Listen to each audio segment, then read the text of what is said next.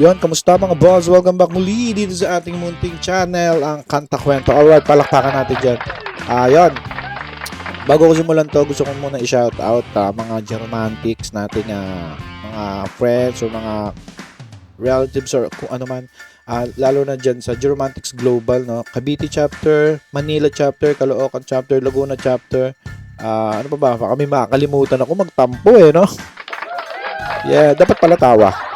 Baka mamaya magtampo no? So yun, ganun lang tayo, suporta lang tayo, walang tampuhan na let's be pure our purpose, no? Kung bakit tayo sumusuport dito kay Sir Jerome, no? Ayun ang pinaka-importante sa lahat, no? Umangat siya or sumakto lang, maging masaya tayo, no? Tama ba mga kwento? So yun, dahil ni-reaction na natin yung Do You Wanna Know What's Secret, itutuloy natin yung Hurt. Ito na talaga pinaka nire-request sa atin ng mga Geromantics natin at ng mga kwento natin. Lalo na nanood tayo ng concert. Ang dami. Uy, yung Hurt. Oh. Ano ba yung Hurt? Sino ba kumanta ng Hurt, mga kwento? Hindi ko rin alam ko yung Hurt. Alam ko lang yung Tagalog, yung Aray. So yun, shoutout muna kay Ma'am May Sulit, ang aming admin dyan sa Cavite chapter, at syempre kay Ma'am Christina as overall. At sino ba?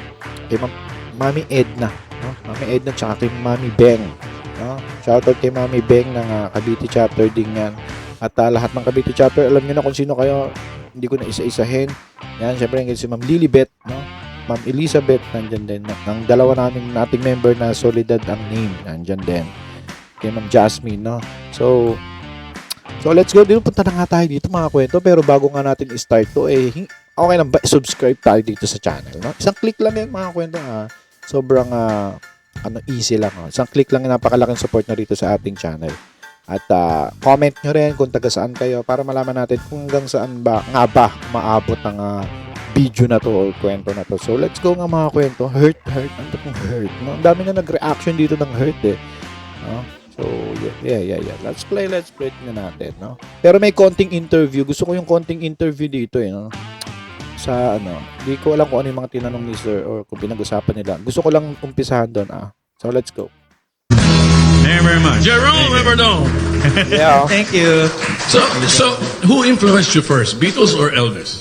I've been hearing Beatles back when I was a kid talaga sa mga kuya ko pa at sa papa ko. Nice. Pero not a fan yet. Kasi You were not a fan. young ear pa talaga ako. Mostly mga Yun. Kasi sobrang, ano pa to, mga kwento, baka nawawala sa isip ng iba dyan, na ito si Sir Jerome Riverdome is 20 years old pa lamang ito, no? Oo, wag natin naalisin yun, no? Kasi baka mamaya, porkit kumakanta siya ng mga oldies, kala natin mga 30 or 40 na to. Hindi pa, tsaka tingnan nyo naman ang kanyang physical na, katangian talagang batang-bata pa rin naman talaga, no? So yun nga, Beatles daw ang kanyang more on lang naman, no? cartoon shows lang na soundtrack. Cartoon shows. Yes. Power Rangers, abol na yan. Power Rangers. Up to now, he still plays with Power Rangers, di ba? Transformer. Transformer. Okay, anyway, when did Elvis first hit you? Nung pandemic lang po talaga. Pandemic. Yes. Oh, you were already how old then? I think 14, turning 15 po ako. 2020. Late Okay. na po siya. And then you had the time to really concentrate on studying him, huh? For about a year, I analyzed his voice. Oh, talaga? He In-upload pala to April 7, no? April 7. Late na tayo mag-reaction, no? April 7 pa to. Ang takwento, ba't ngayon mo lang to nakita? really, when he studies, he closes his eyes. Napansin ko ito when we rehearse. We have rehearsed for some shows. By the way, he will be having shows here this year also. So, kailan ba? May? Ito si Sir RJ, no? Mapapansin ko talaga walang hurt feelings na naman, Talagang mas trip niya to si Sir Jerome, no? Si Sir Jerome kasi nagkakasundo sila sa mga rock, no? Kaya mas nag-guess talaga to si Sir Jerome dito, no? Kesa kay Sir Rowell. Tsaka si Sir Rowell siguro medyo busy na rin at naka-sign nga ng contract, no? So siguro mga limited na lang talaga yung niya. So palakpakan natin yan at sa dalawang clone na ito na si Sir Jerome at Sir Rowell, maganda ang tinatahak na landas at good, at ang kanilang fanbase ay talagang pataas, no? Kaya maghilahan tayo pataas, huwag tayo maghilahan pababa. Alright? Palakpakan natin uli ang dalawa na yan. June, July. This is bistro. Salamat. Anyway, when he does something, he's a perfectionist. I noticed that. And then I went to Bulacan. He asked me to guest in his concert. Before he goes on stage, you cannot talk to him. He's meditating. Meditating, concentrating. Ako, I'm drinking before. and then, hindi naman. Just kidding. Okay, so what's your next Okay lang yan, Sir RJ. Drink din pag may song? The next song is the English version of Aray Aray Nako, aka Okay. Kaya pala eh. Aray. Kaya pala hindi ko alam yung hurt. Ibig sabihin, i-Englishing niya lang, no? Ano ba to? Ang original ba talaga English or Tagalog talaga? Hurt. Hurt. Hurt by Elvis. Hurt. Do you know that was the hit of Timmy Euro? Yeah. Timmy Euro. And Elvis sang it so well. Okay. Kinantan. Okay. Ang nanggaya lang pala is yung Aray. No, sino yun? Yung sexy star yun, di ba? Kung ngayon ko yung comment nyo nga mga kwento, pasensya. Si nasa dulo ng aking dila. Babae. Talaga? Ay, hindi, si Aramina. Tama. Kanta ni Aramina. Aray. So, ito pala is nauna is English version pala talaga, no? Oh, the best Elvis. No, really amazing Yeah, talaga si natin, Elvis. Okay. Close your eyes when he sings, and you will really think Elvis is alive. Jerome Everdome. Alright. Very much. Alright.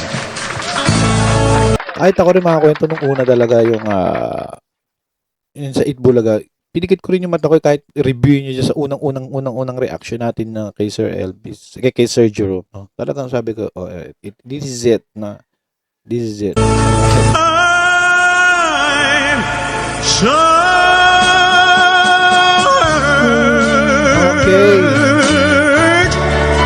Okay. Ang sakit na ginawa mo. Ganun yan, ano? So, syempre, dahil nga tinagalog na yun, medyo na arrange na ng konti. Pero ito pala, pinaka-root nun. No? But you lied to me. Yeah. I know. Ito nga yun. Way down deep inside of me. Grabe, nakapapikit pa si Sir Jerome. Talagang swerte ng mga nandito sa bistro. Kasi, eto, si Sir Jerome yan eh. Medyo talagang adrenaline siya dyan mga panahon yan. Kasi pa-concert pa lang to, April 7, no? 2 days na lang. You said our love was true. Yeah. And we'll never.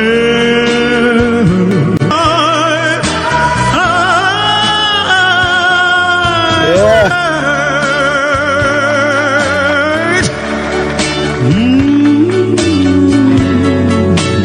Parang hirap ipasok ng Tagalog, no? Pasok ng Tagalog. Pero ito, magaling yung hurt. Ito pa rin. I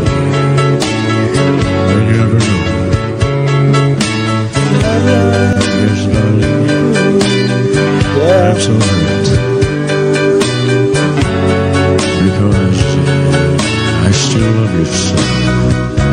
Siguro nung nung bata pa si Elvis Presley, nung gantong edad, pareha siguro sila ng vocal cord, no? Sabihin na natin sa fingerprint walang nagkakaparehas. Baka sa vocal cord mayroon, no? Palakpakan nga natin. Hindi pala yun, no? Sa bagay may mga cartoon character na nag-impersonate, no? Yung mga boys sa mga kuha sila Jaya, no? Meron mga nakuwang-kuha eh. Siguro ganun, no? Na napapractice or na ma-master talaga. But even though you hurt me, Si ate, tulala si ate. and I know what it Mga afan. could ever do, I would never, ever Yeah.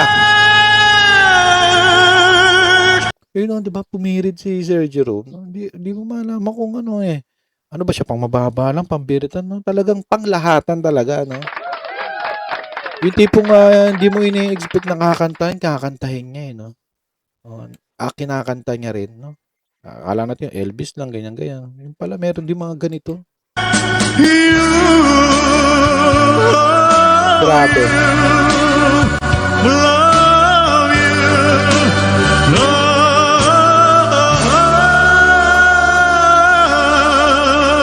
Fantastic, Jerome Verdog. Woo! Yeah. Yeah, ano man sasabi dyan mga kwento? Kasi medyo mabigat din ng mga kantahan ni Elvis Presley dahil nga versatile o iba-ibang mga pinagbabanatan nito ni Elvis. May mabilis, may rock, may ballad, may talagang mapapalaban ng ating si Jerome Ibardomi dyan sa mga kantahan ni Elvis Presley na aminin natin na mayroong mga kanta si Elvis na akala natin na siya pala nalaman natin na siya pala ang original, no? Doon may mga kanta katulad nung di ba? Ayun, basta meron. Alimutan ko na. May mga kanta siya na ay si Elvis pala kumanta noon, ang original. Kasi mas sumikat lang nung ni-revive or ibang rendition. So yun, ano man sabi niyo mga kwento yan. Napakibigyan na natin, na play na natin ng Hurt na kinanta sa RJ Bistro. Medyo late man pasensyahan nyo na sa Facebook naman pala siya. Kaya pala di ko makita sa YouTube. No? So, yun. Ito, ang ating video ay galing sa, RJTV. No? RJTV, lagi na nga akong papasyal dyan sa RJTV. No? At pa-follow na rin natin yung RJTV na sa Facebook. No? So, yun mga kwento. Ano man sabi nyo dyan. At, binabasa ko lahat yan ng comment nyo. At, comment nyo na rin, sabay nyo na kung taga saan kayo para malaman natin at malaman nila na kung hanggang saan maabot ng mga kwento natin ito. No? Shoutout sa mga Jeromatics natin dyan. Ano ba hindi ko nabanggit? Caloocan. Meron ba? May Cebu ba? May Cebu? May Cebu, Jeromatics, kung may Cebu, palakpakan nga natin mga kwento. At saka mga nasa Visayas, Mindanao, no? At yung iba, alam kong hindi man na recognize at member ng mga NEGC or group ng Jeromatics. Matic, sabi nga ni Sir Jerome, isa ka ng Jeromatics. No? So yung mga kwento, 12 minutes na naman ang video natin. Hanggang dito na lang, thank you kung umabot ka sa part na to. At muli, ito ang Kanta Kwento na nagsasabing, mabuhay ang talentong Pilipino. Let's clap our hands and see you on the next vlog. Kanta kwento, sabay-sabay tayo.